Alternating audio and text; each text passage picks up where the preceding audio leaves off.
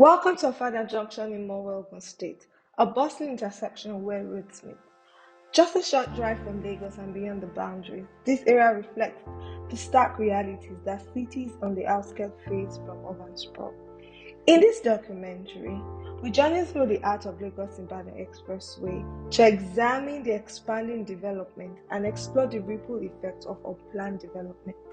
And we also want to consider what steps can be taken to create a future where the city's growth is managed, sustainable, and beneficial to all. Guided by insight from the critical perspective of Professor Timothy Nubi, an urban planner and sustainable development expert, we examine the present challenges of unplanned growth, revealing their environmental, social, and economic costs for communities. Through his analysis, we explore pressing issues such as failing infrastructure, unregulated land use, and environmental degradation, and ask a very critical question, which is, how can Ogun State transform into a model of urban urbanization?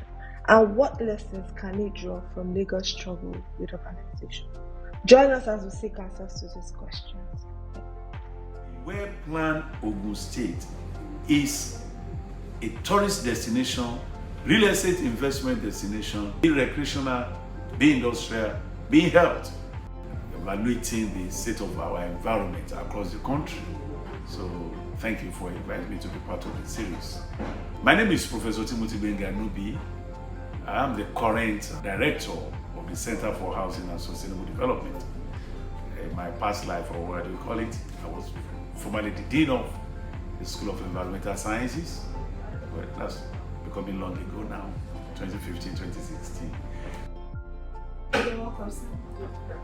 Sir, we're here to, as you very well know, ask a critical question on how Ogun State can transform into a model of urban organization, especially drawing lessons from, Lagos struggle. If we take a look back, we see that, over 10 years ago, that compared to what we see now, what we noticed then were pockets of development. But now it seems that specific areas, especially in this state, are becoming densely developed. What do you think is the reason for this? Yeah, thank you so much. That's a long story. But I remembered I once presented a paper to the Ogun State chapters of the Nigerian Institution of Essays of Yours and Value. That's about 12 years ago or more. And that day, the paper was on new town development in Ogun State, maximizing the gain of the proximity of Ogun State to Lagos State. Sincerely speaking, it's anytime I pass through the corridor today, I'm not that too happy with what I see, especially when we consider the fact that I had my early education in the state. I attended the planning school in Ogun State Polytechnic, where we were taught basic elements of planning. And that was as far back as 1980. So looking back, that's almost 45 years ago. And then looking back, trying to connect what you are taught in planning school 45 years ago and the reality that you face driving along the corridor that define every planning principle and practice is really, really sad. It's really, really sad that we have allowed the development of that corridor that will have been a new Lagos or new Lagos to be what it is today. Like you said, 20 years ago, 40 years ago, coming from school, from Abeokuta to Lagos, is when you get to Ibafu. When you see these 3 or 5 houses, say, oh, I'm getting closer to Lagos. You don't see development. But funny enough, today, between the toll gate of Lagos and Shagam interchange, you can't see a plot of land that's undeveloped. It has become a mighty slum. In a nation where we where people like us attended planning school 45 years ago. So each time we pass through the place, you can see pain and disappointment and failure on the part of this generation. So that is what we notice. But it shouldn't be that way, because we were so close to Lagos.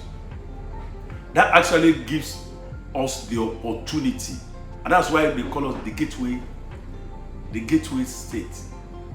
Because there is no way you can move out of to any other part of Nigeria without passing through Ogun State. We envelop Lagos.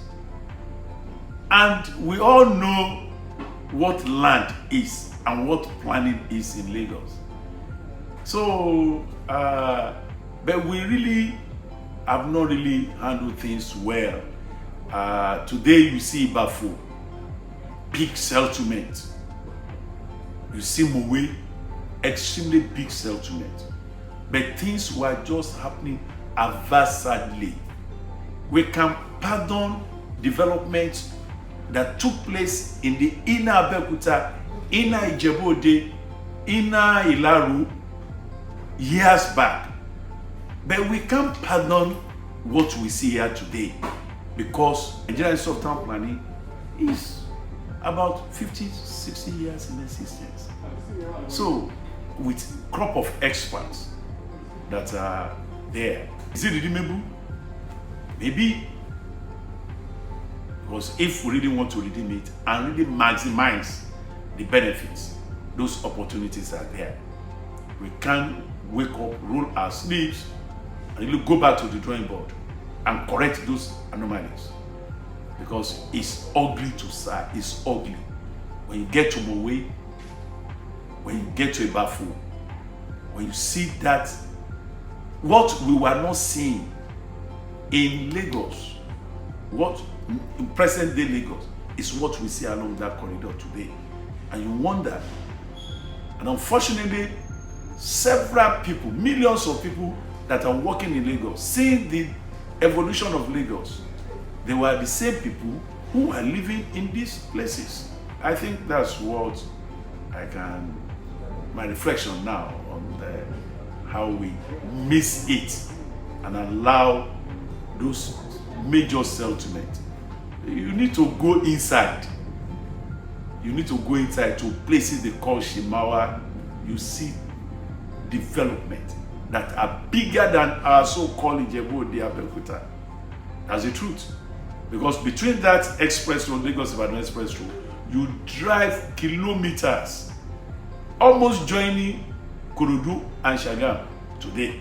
The extent of development, the massive population that were living there.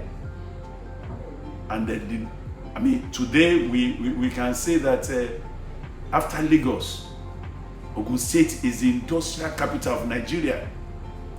This is a blessing. It's a blessing.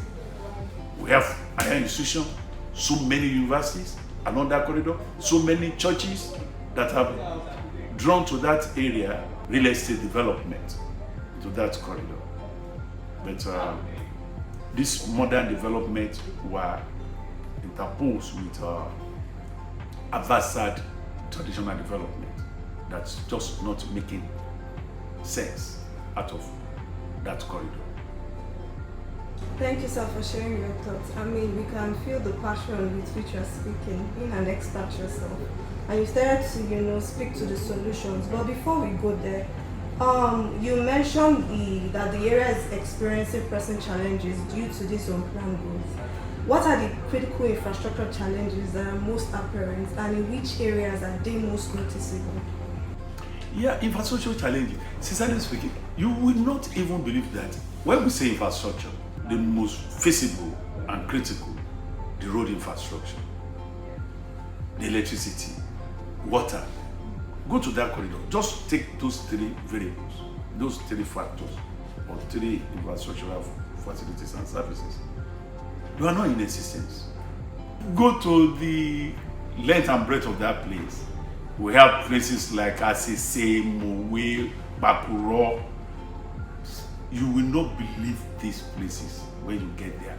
These are well built, good houses, big, massive neighborhood. Shimawa area is something different. You see several estates, but getting there, problem today. What about electricity? You have electricity, you have good. None of them can boast of government pipe-borne water. So, and this an area that should have grown to rival the Magodos, the Omoles of this world in Lagos. All this Mowe, Ibafo area, they were supposed to be Magodo phase 4, Magodo phase 5, up to Shagam. Because with the completion of the express road last year, between University of Lagos, it takes just 35 minutes to drive to the redemption camp. Anyone that is going to Iyanokwaja or Iju or Ogba area, you have gotten to the camp before they get there. Because you are walking, you are traveling on. Those are the kind of infrastructure that, this natural infrastructure that we will have capitalized on as a state, that the state government should have capitalized on. So the road infrastructure, you are not, you can only give 30%. So the government is not intentional in the provision of this infrastructure, you know? And the infrastructure is the blood of real estate development. And it's still unfortunate that in this country, government at different levels have not been able to establish the nexus between real estate development and national development. It is sad that we not. You don't, if any state government should invest on infrastructure, the return, it's only Lagos State that can tell you the return.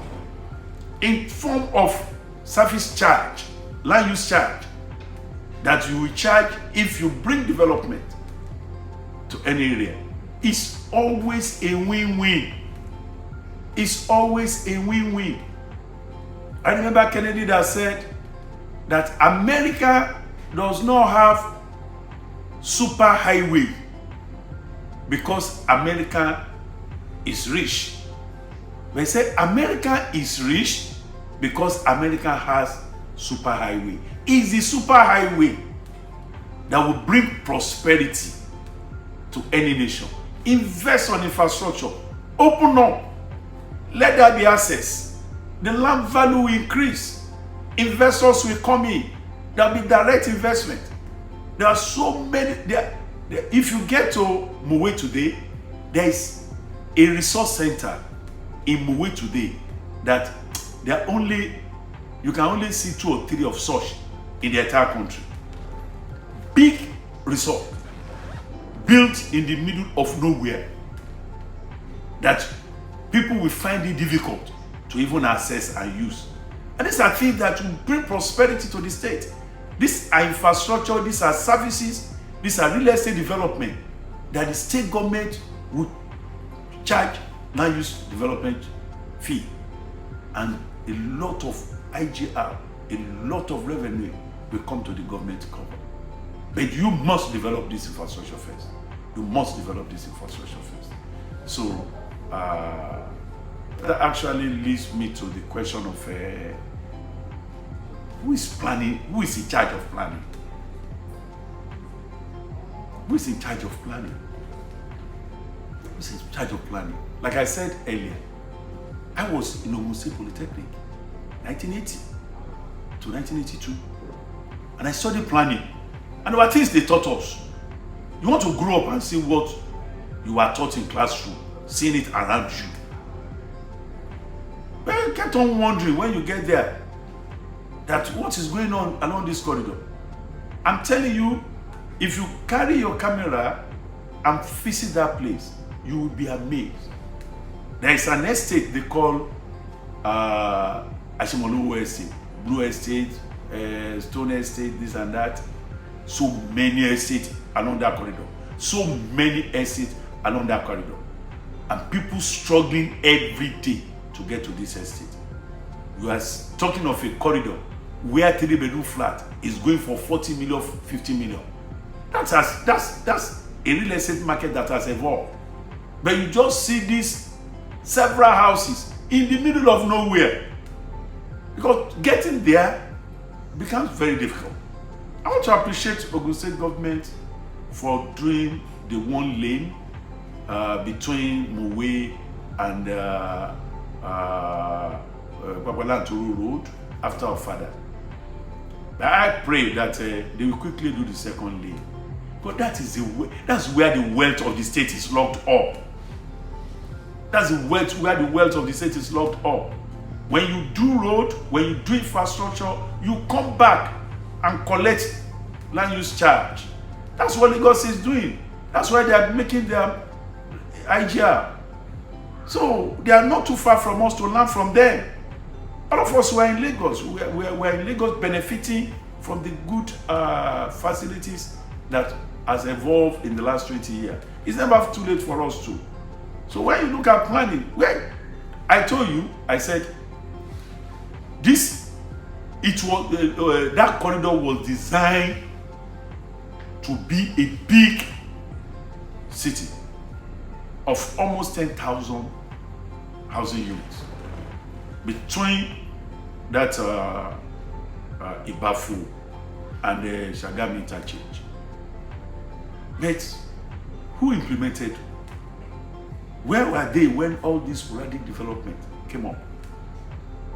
I was forced one day to get down because I knew very well that the town planning office was in that junction.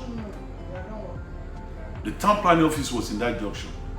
So I just have to enter the planning office and say, guys, you are town planners. What are you doing? This is not the planning we were taught in school. Expect that between the Ofada Junction at Mowe, how can in 21st century, 2025, how can the median of a road be used as shops?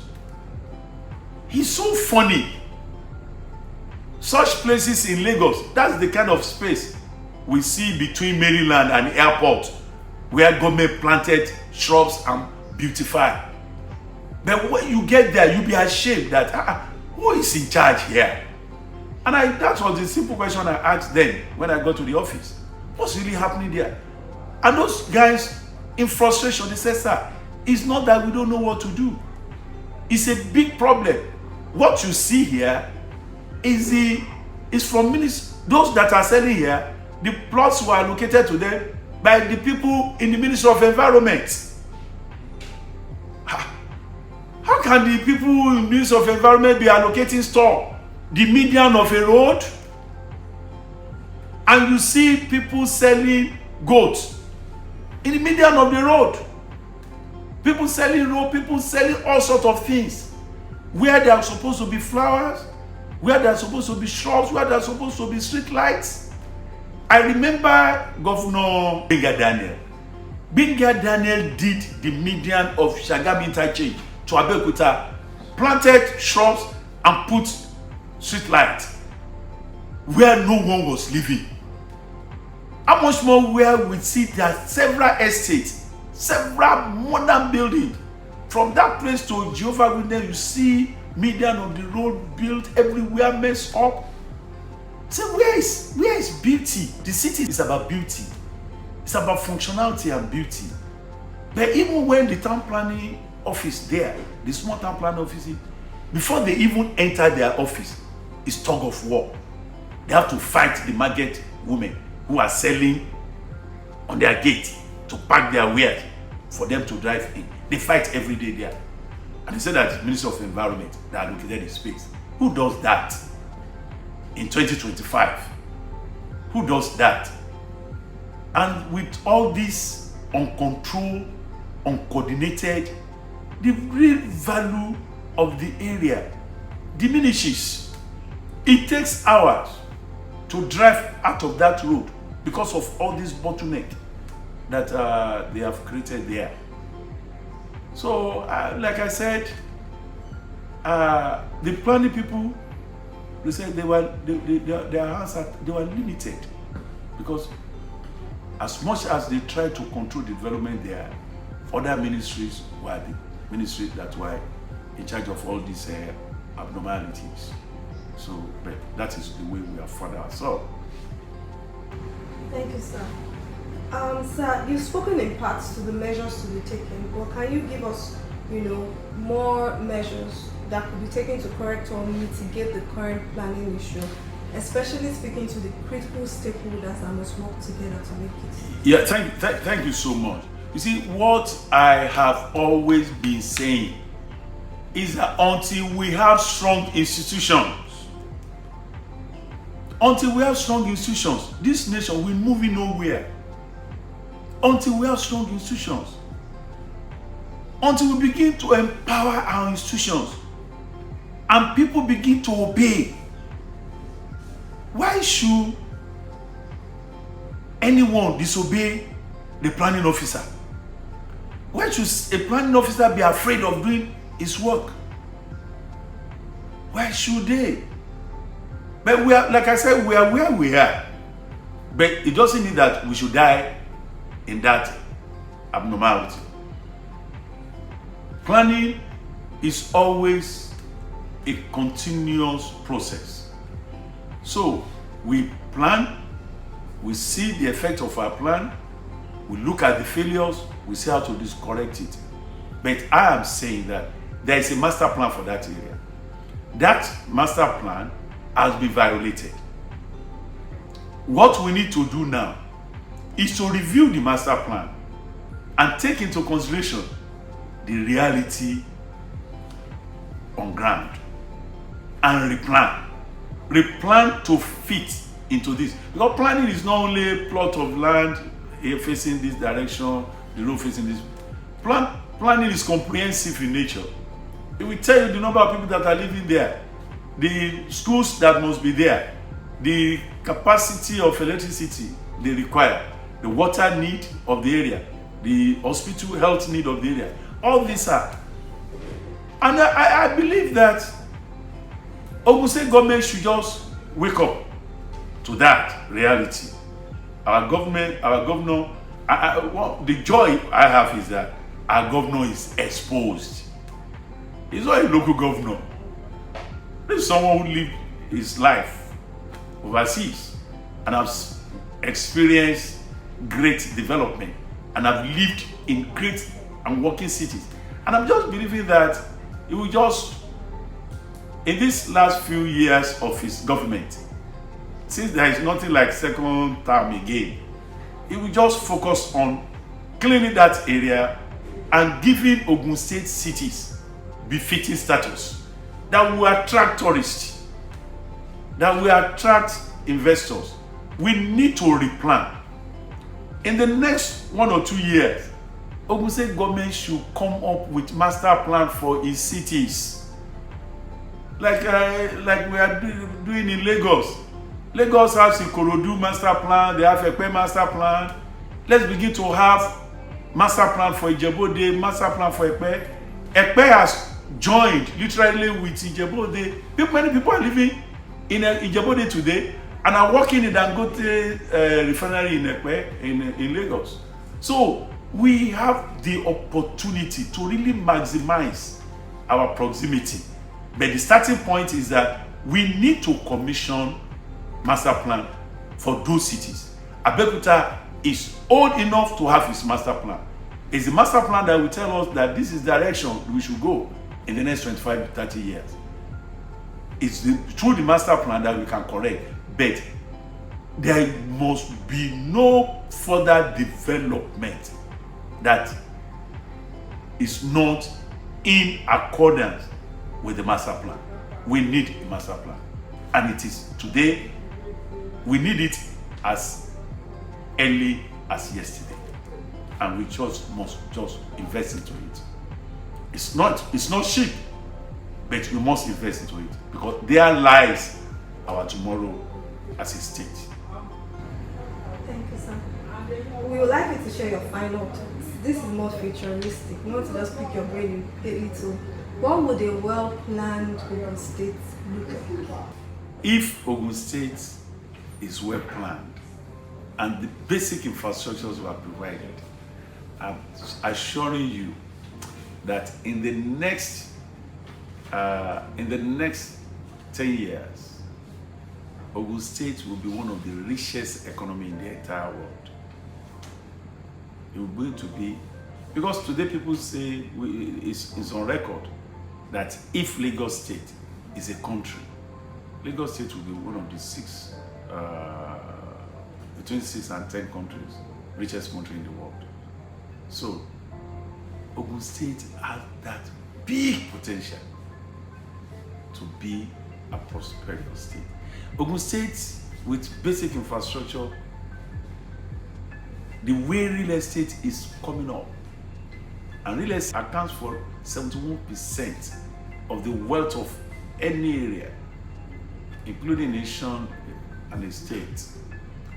With the level of attraction of real estate investment, be it tourism, be it residential, be it industrial, into that state, the next 10 years, a functional Ogun State with good water, with good school system, with good transportation system, that state will be one of the richest states in the entire world.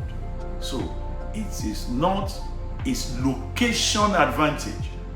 It's the location advantage, it's the soil type advantage. So many opportunities. We have part of Ogun State that has beaches. We have part of Ogun State that have rocky. We have part of Ogun State that have dense vegetation.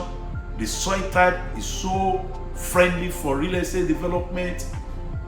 A well-planned Ogun State is a tourist destination, real estate investment destination of every type, be it recreational, be it industrial, be it health. It's one of the leading states when it comes to the number of universities. So you can see the potential today, tomorrow of that state. If only we can really settle down and put our planning right. Thank you very much, sir. We appreciate it. Thank you so much. We appreciate what you do also, Thank you so for much. the profession. Thank I've you. seen the impact and outcome. Thank you so much. Thank you, sir. Thank you so much.